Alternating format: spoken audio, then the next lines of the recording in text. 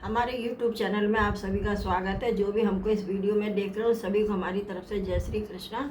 आज हम आपको एकादशी की कथा सुनाएंगे और ये एकादशी आषाढ़ मास शुक्ल पक्ष की देवशयनी एकादशी, इसकी कथा और इसका मातम। तो आप ध्यान से सुनिए और हमसे जुड़े रहिए।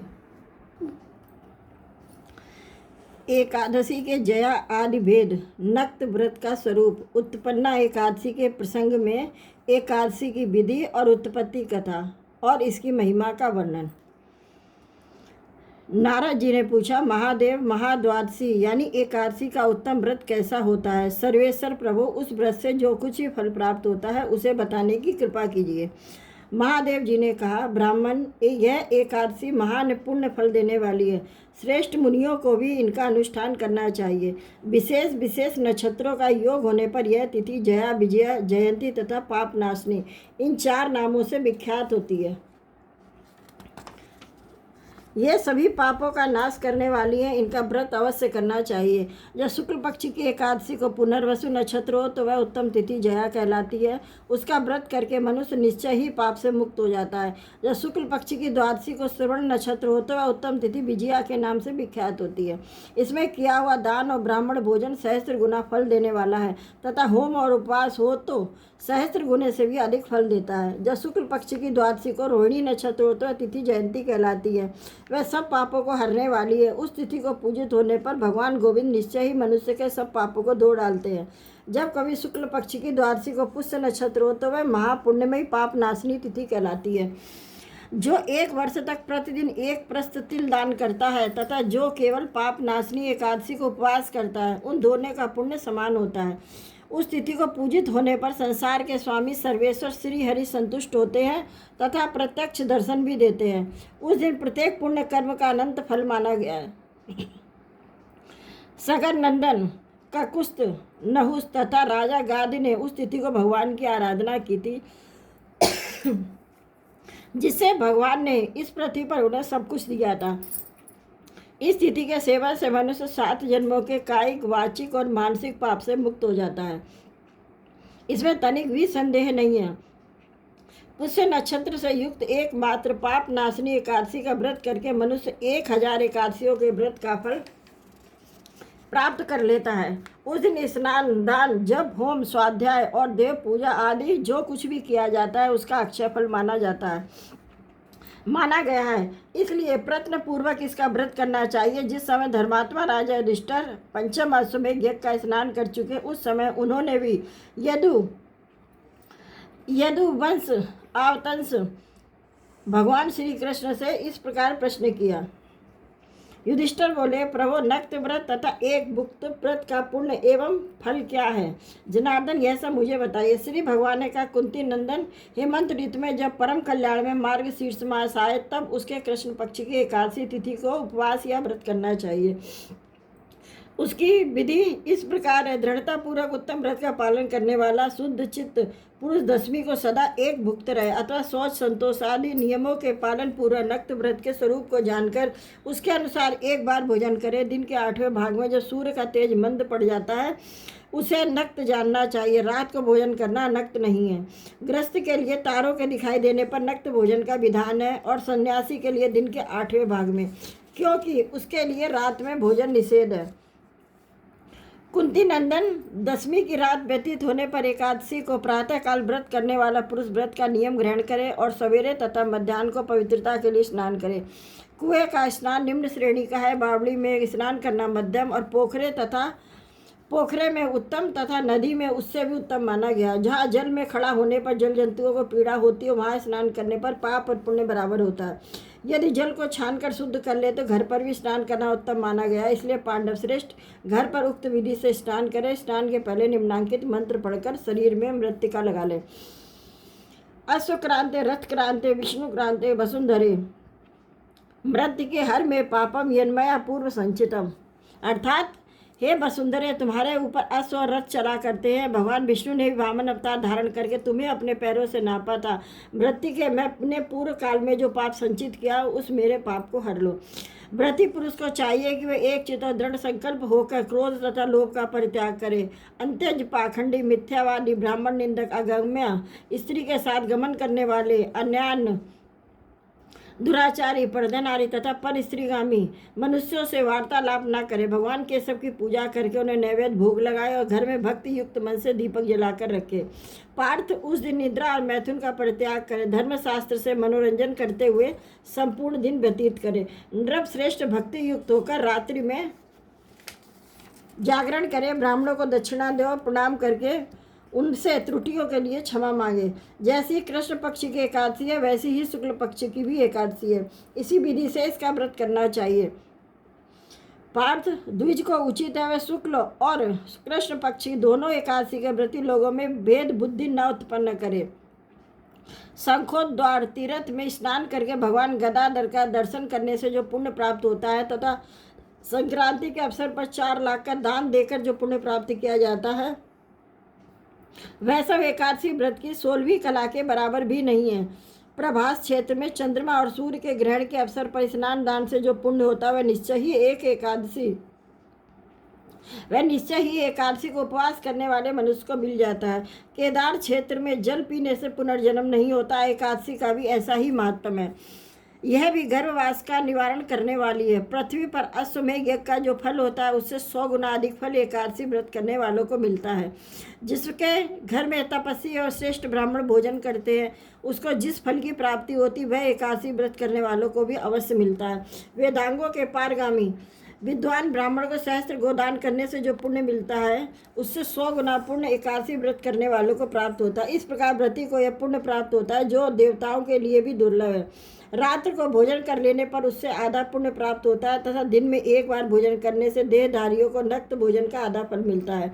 जीव जब तक भगवान विष्णु के प्रिय दिवस एकादशी को उपवास नहीं करता तभी तक तीर्थ, दान और नियम अपने महत्व की गर्जना करते हैं। इसलिए पांडव श्रेष्ठ, तुम इस व्रत का अनुष्ठान करो। कुंती नंदन, यह गोपनीय उत्तम व्रत है जिसका मैंने तुमसे वर्णन किया। हजारों यज्ञों का अनुष्ठान भी एकादशी व्रत की तुलना नहीं कर सकता है। युधिष्ठिर ने पूछा, भगवान, पुण्यमयी एकादशी तिथि कैसे उत्पन्न हुई और इस संसार में पवित्र क्यों मानी गई तथा देवताओं को कैसे प्रिय हुई? श्री भगवान बोले, कुंती नंदन, प्राचीन समय की बात है। सतयुग में मुर नामक दानव रहता था। बड़ा ही अद्भुत, अत्यंत रौद्र तथा संपूर्ण देवताओं के लिए भयंकर था। उस काल रूपधारी दुरात्मा महासुर ने इंद्र को भी जीत लिया। संपूर्ण देवता उससे परास्त होकर स्वर्ग से निकाले जा चुके थे और संकित तथा भयभीत पृथ्वी पर विचरा करते थे। एक दिन सब देवता महादेव जी के पास में गए। वहाँ इंद्र ने भगवान शिव के आगे सारा हाल कह सुनाया। इंद्र बोले, महेश्वर, यह देवता स्वर्गलोक से भ्रष्ट होकर पृथ्वी पर विचर रहे हैं। मनुष्यों में रहकर इनकी शोभा नहीं है। देव कोई ऐसा उपाय बताइए, देवता किसका सहारा ले? महादेव जी ने कहा, देवराज, जहाँ सबको शरण देने वाले, सबकी रक्षा में तत्पर रहने वाले जगत के स्वामी भगवान गरुड़ ध्वज विराजमान है। वहाँ जाओ, वे तुम लोगों की रक्षा करेंगे।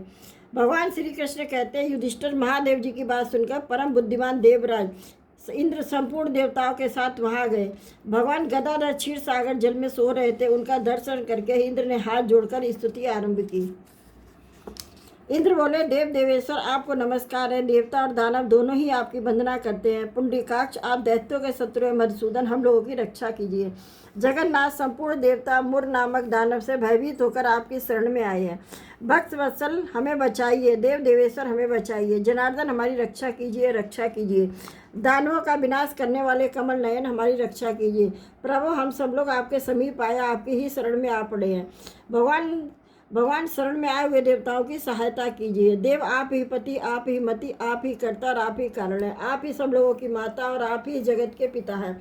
भगवान देव देवेश्वर, शरणागत वत्सल, देवता भयभीत होकर आपकी शरण में आए हैं। प्रभु, अत्यंत उग्र स्वभाव वाले महाबली मुर नामक दैत्य ने संपूर्ण देवताओं को जीतकर इन्हें स्वर्ग से निकाल दिया है। इंद्र की बात सुनकर भगवान विष्णु बोले, देवराज, यह दानव कैसा है, इसका रूप और बल कैसा है तथा इस दुष्ट के रहने का स्थान कहाँ है? इंद्र बोले, देवेश्वर, पूर्व काल में ब्रह्मा जी के वंश में तालजंग नामक एक महान असुर उत्पन्न हुआ था जो अत्यंत भयंकर था।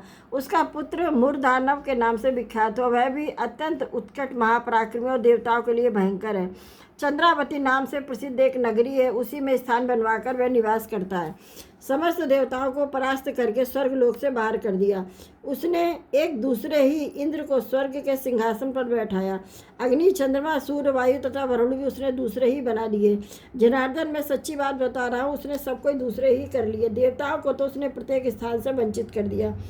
इंद्र का कथन सुन भगवान जनार्दन को बड़ा दुख हुआ। वे देवताओं को साथ लेकर चंद्रावती पुरी में गए। देवताओं ने देखा कि दैत्यराज बार बार गर्जना कर रहा है।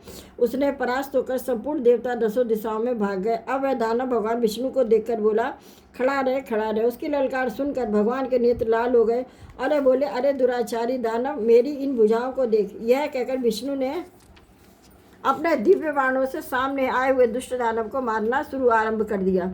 दानव भय से विहल हो उठे। पांडुनंदन, तत्पश्चात श्री विष्णु ने दैत्य सेना पर चक्र का प्रहार किया। उससे छिन्न भिन्न होकर सैकड़ों योद्धा मौत के मुख में चले गए।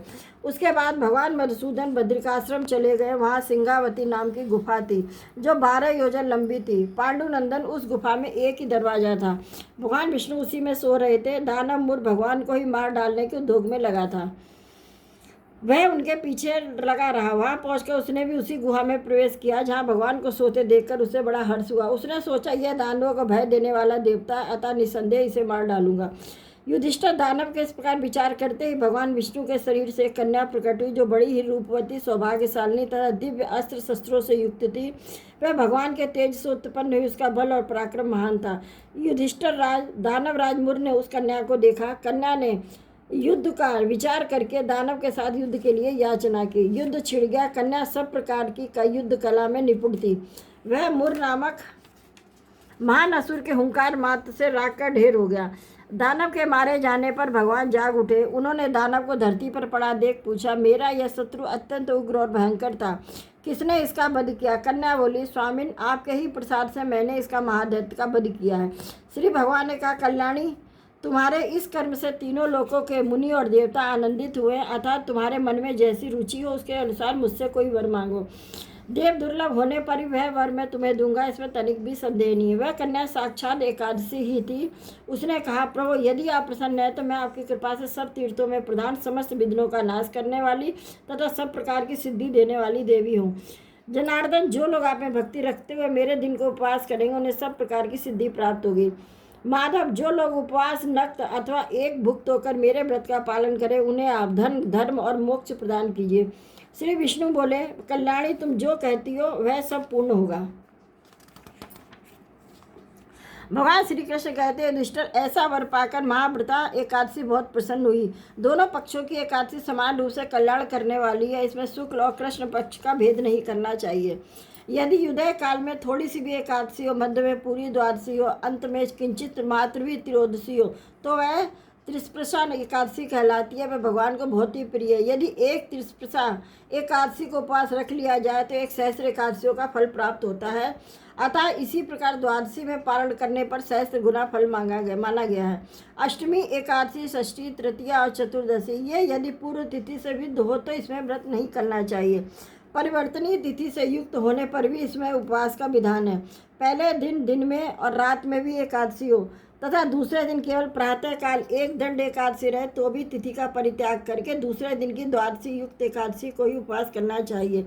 यह विधि मैंने दोनों पक्षों की एकादशी के लिए बताई है।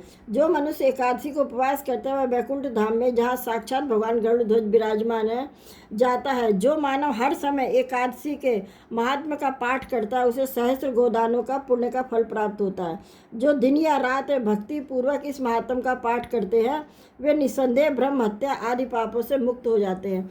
एकादशी के समान पाप नाशक व्रत दूसरा कोई नहीं है। और अब आषाढ़ मास शुक्ल पक्ष की हरिशयनी एकादशी का महत्व। युधिष्ठिर ने पूछा, भगवान, आषाढ़ के शुक्ल पक्ष में कौन सी एकादशी होती है, उसका नाम और विधि क्या है, यह बतलाने की कृपा करें। भगवान श्री कृष्ण बोले, राजन, आषाढ़ शुक्ल पक्ष की एकादशी का नाम शयनी है। मैं उसका वर्णन करता वह महान पुण्यमयी, स्वर्ग एवं मोक्ष प्रदान करने वाली, सब पापों को हरने वाली तथा उत्तम व्रत है। आषाढ़ शुक्ल पक्ष में शयनी एकादशी के दिन जिन्होंने कमल पुष्प से कमल लोचन भगवान विष्णु का पूजन तथा एकादशी का उत्तम व्रत किया, उन्होंने तीनों लोकों और तीनों सनातन देवताओं का पूजन कर लिया। हरिशयनी एकादशी के दिन मेरा एक स्वरूप राजा बलि के यहाँ रहता है और दूसरा क्षीर सागर में शेष नाग की सैया पर तब तक शयन करता है जब तक आगामी कार्तिक की एकादशी नहीं आ जाती है। अतः आषाढ़ शुक्ला एकादशी से लेकर कार्तिक शुक्ला एकादशी तक मनुष्य को भली भांति धर्म का आचरण करना चाहिए। जो मनुष्य इस व्रत का अनुष्ठान करता है वह परम गति को प्राप्त होता है। इस कारण यत्न पूर्वक इस एकादशी का व्रत करना चाहिए।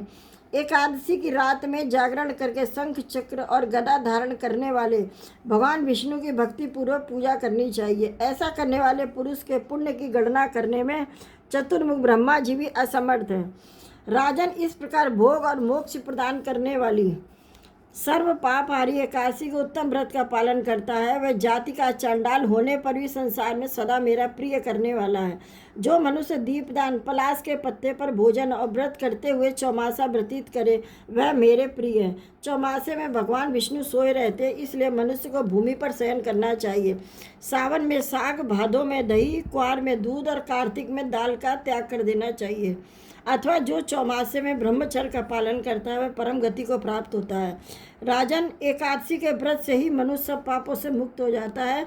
अतः सदा इसका व्रत करना चाहिए, कभी भूलना नहीं चाहिए। शयनी और बोधनी के बीच में जो कृष्ण पक्षी की एकादशियाँ होती है गृहस्थ के लिए वे ही व्रत रखने योग्य है। अन्य मासों की कृष्ण पक्षी एकादशी गृहस्थ के रखने योग्य नहीं होती है। शुक्ल पक्ष की एकादशी सभी को करनी चाहिए।